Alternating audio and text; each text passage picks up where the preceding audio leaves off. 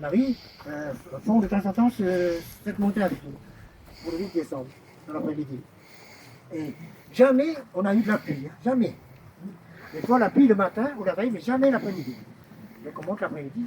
Et une fois, un monsieur montait avec nous. Il montait, il était sourd. Il était sourd. Et à la descente, quand on chantait la litanie de l'Immaculée Conception, eh ben, le monsieur n'est plus sourd. Hein. Il n'est plus sourd. Et il entend. Et ça devait être drôle hein, pour lui d'entendre. Bon. Puis, il disait aux personnes qui étaient à côté, il ne faut pas faire trop de bruit, tout ça. Il veut rester discret. Bon, on ne l'oblige pas hein, à aller déclarer ça dans les annales.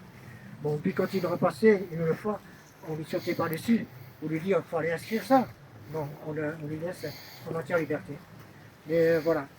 Alors Notre-Dame du Triomphe, au départ, c'était une petite statue, Notre-Dame de Lourdes. Mais il y avait tellement de grâce que les fidèles ont demandé à ce qu'on fasse, à ce qu'on érige une statue. En son honneur, une grande statue perchée haut, de façon à ce qu'elle soit visible de loin. Voilà. Et c'est pour ça que la statue, vous la verrez tout à l'heure, mais malheureusement, elle a été restaurée et les échafaudages n'ont pas été démontés encore. Ce sera fait dans quelques jours, donc vous ne verrez pas entièrement la Vierge Marie. Là, on est à côté du calvaire. Alors, à l'origine, c'était un dolmen avec un hôtel druidique.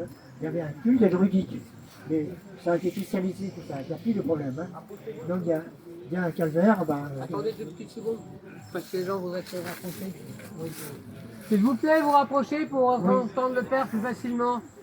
Oui, rapprochons-nous.